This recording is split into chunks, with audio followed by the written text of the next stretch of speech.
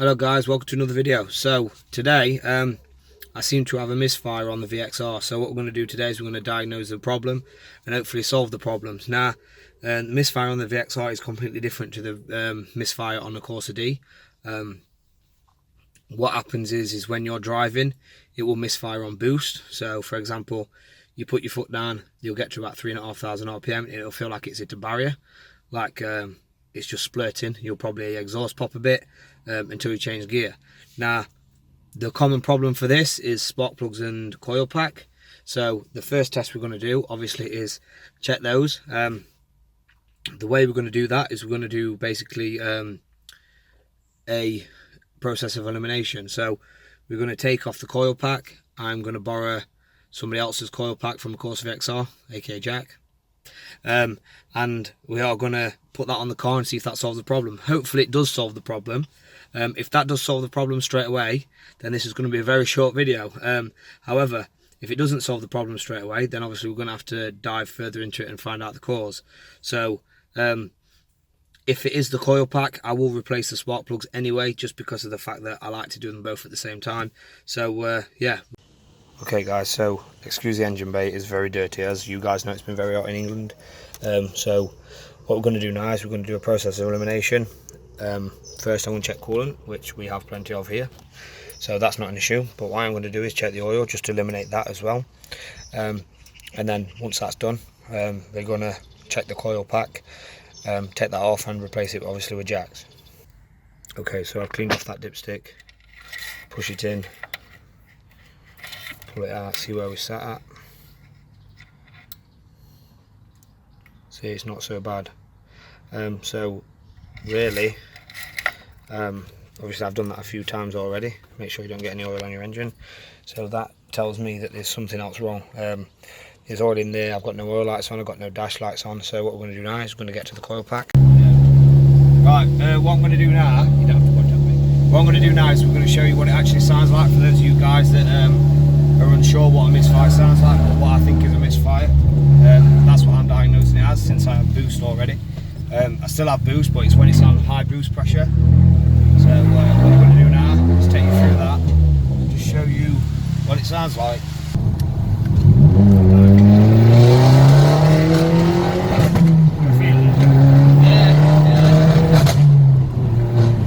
So those of you that can't hear it there, the car like stops itself, it like comes to like a standstill. So you want T45 piece, 2 screws, just unscrew them as you normally would, just to make sure your screwdriver's the right way.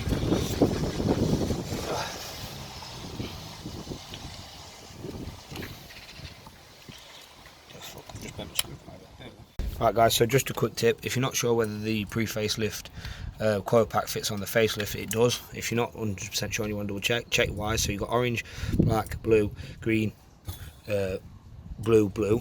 So if you check this one, you've got exactly the same setup. So that's another way you can double check. Right, so to unplug this little catch here, you just push that one down and just pull it straight that way. To get this off, you literally just pull it straight up. Job's a good one. Now, so while you're here as well, you may as well check inside your chamber. Just make sure that everything's all good. Yeah, it does need a clean, as I mentioned earlier. But we've took this coil pack out.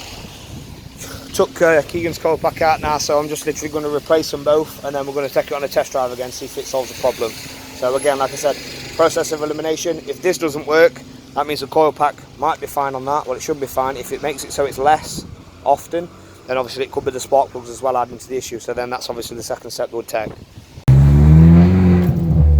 Right, so just replace coil pack. I'm piss wet through because it is raining.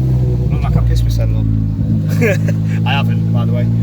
But yeah, it feels better already by switching that coil pack. Like it's not, I don't know, it's not. It feels like it's not struggling as much. Now that could just be in my mind, which is possible. But we're going to put it to the test now. So we'll find out.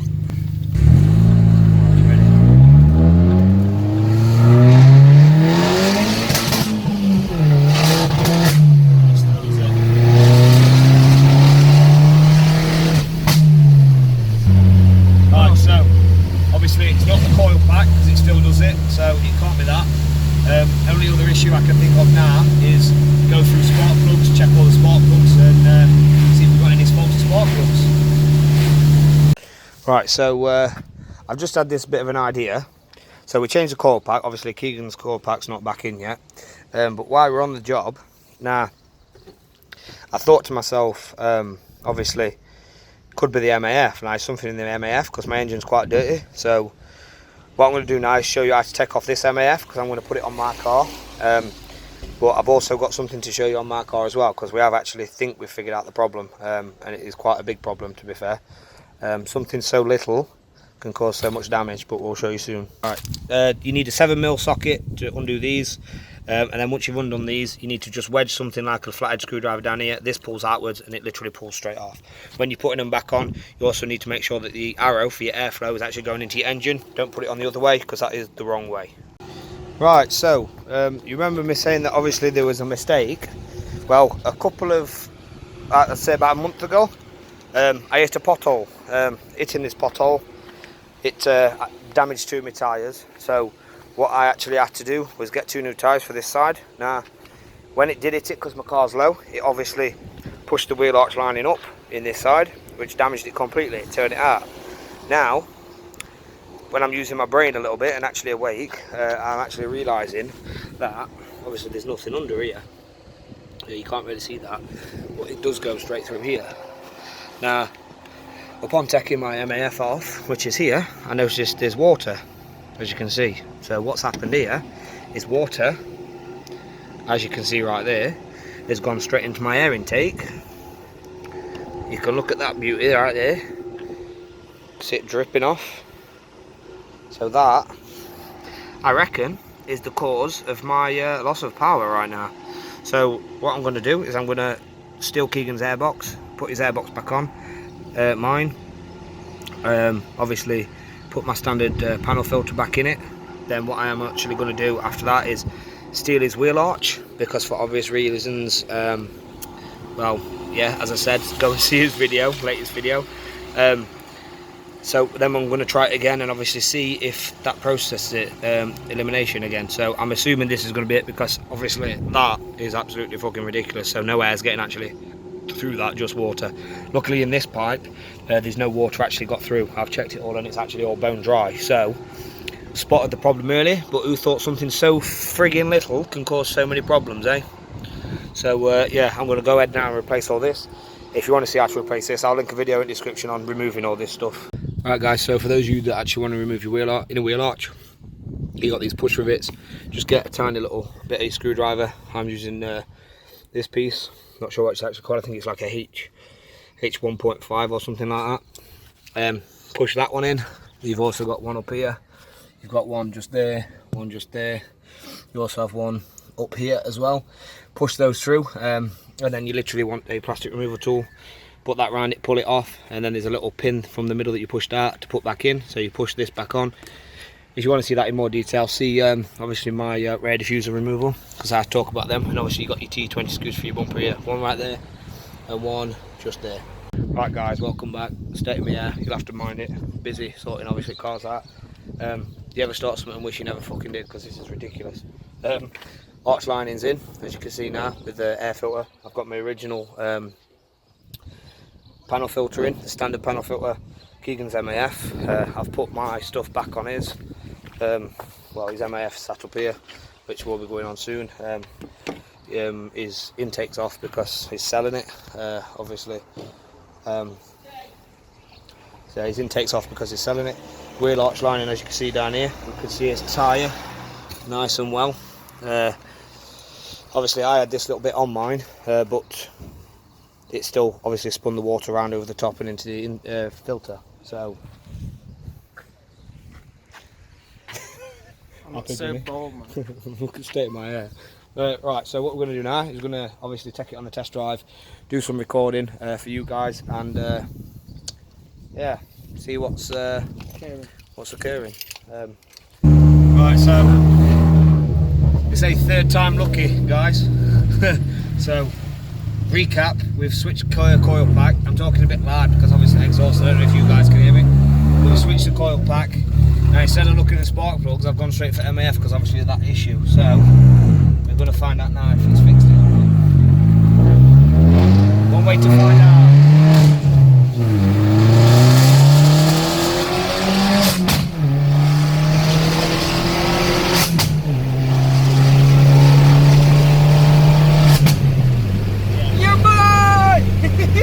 Like fuck for that. Right, so we're going to do another run, just to make sure it has eliminated the problem. So traction control's off.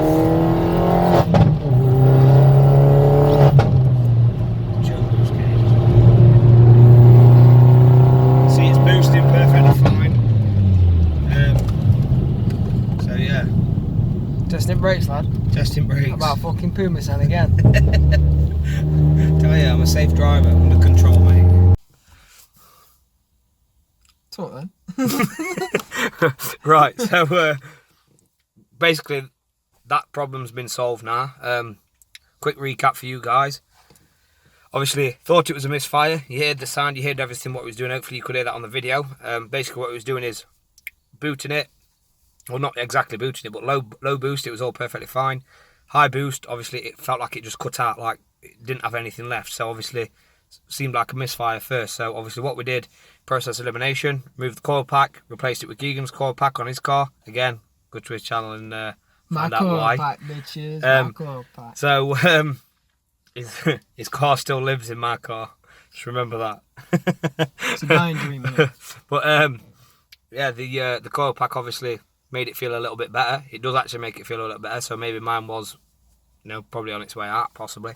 But then after that, obviously, I thought about when I obviously hit the curb, not the curb, the pothole. So when I hit the pothole, popped the tyres on the side. Obviously, it damaged the wheel arch lining. And then I thought to myself, could it be MAF sensor? Upon taking MAF sensor out, obviously it was covered in oil, water. Sorry, water had got in it. So obviously, when the wheel's spinning around and obviously the linings come out, the water's gone straight through into the intake of the air filter box and obviously flooded it with water.